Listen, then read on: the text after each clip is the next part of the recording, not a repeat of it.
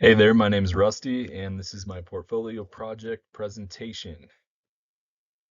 So this project covers the impact of a parasite called Varroa destructor on Apis mellifera, which is the western honeybee in the United States from 2015 to 2023.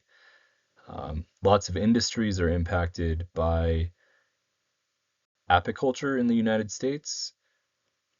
Beekeepers produce honey, wax, and pollination services for other industries in agriculture. And this parasite, the Varroa mite, transmits diseases as it feeds on the honeybee. This slide goes over honeybee colony counts in the United States from 2015 to 2023. In the dashboard itself, you can click a play button to progress year to year. But this 2015 shows a good representation of what most years show, with high colony counts in California, North Dakota, Texas, and Florida. And it shows general counts across the country. 2015 to 2023, average honey produced per state decreased across the United States. At the same time, the average production value of honey increased by state over time. So we saw total sales increase dollar-wise, while actual production in pounds of honey decrease. It's some supply and demand going on here. Does not account for imports or exports, and it was not adjusted for inflation. Kind of just shows the trend over the past decade with the amount received for honey and the amount of honey actually produced in the US. This map shows average colony loss percentage by state over time. In the dashboard, you'd be able to click play and it would go from 2015 to 2023 with the corresponding changes for percentage of losses by state as the years progress. The four largest states colony-wise, California, North Dakota, Texas, and Florida, all maintained a fairly low loss rate, which might suggest that there's some successful disease control measures in place in these states. So this slide is going over the disease vector that we're analyzing, the Varroa destructor mite. On the left is a general public image pulled from Wikipedia of the mite top view and bottom view. And on the right, there is an image of a honeybee with two parasite mites riding on the back of it. As the mite feeds on honeybees, it transmits multiple debilitating viruses to the honeybee and the corresponding superorganism, the colony itself.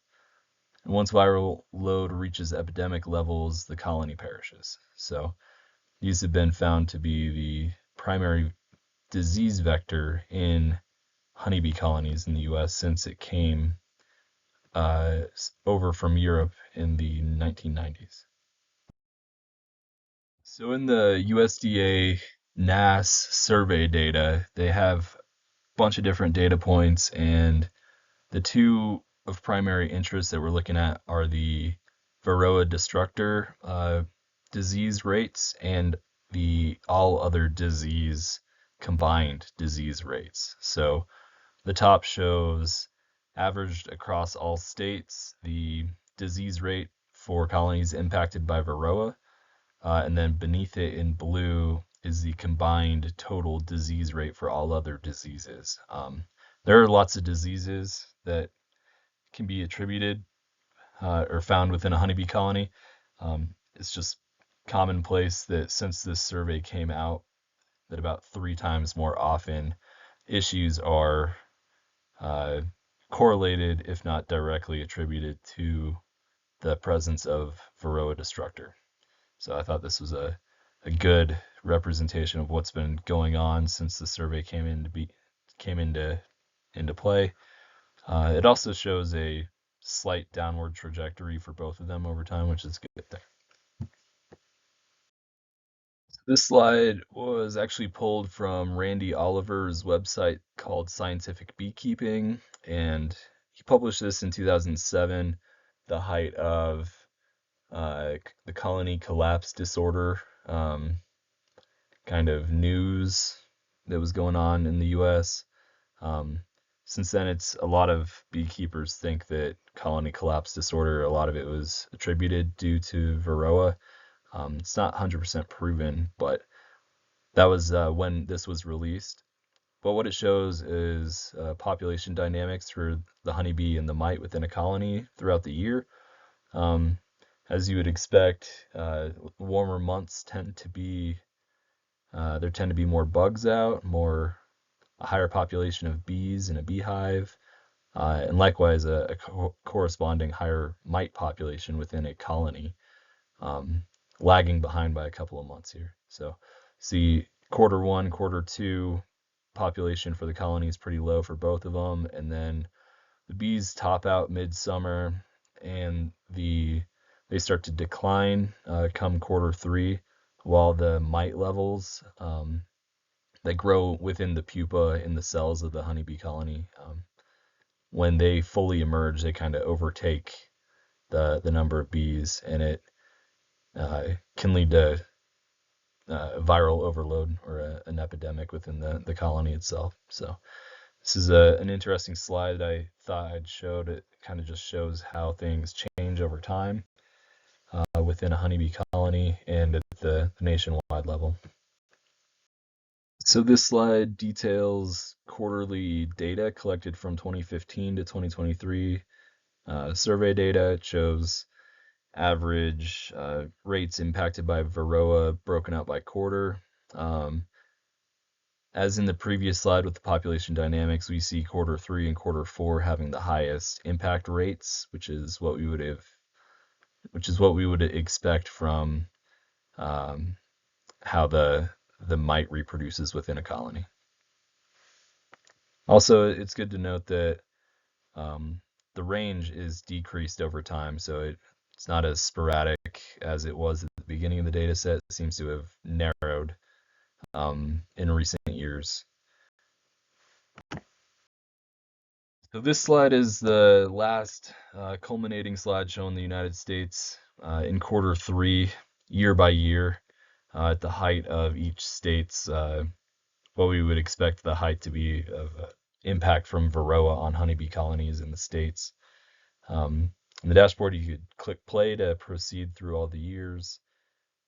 It just shows that there is still a real presence of this parasite in the United States honeybee population. It came over in 1990 or in the 90s, and it hasn't really, we haven't been able to account for it fully yet.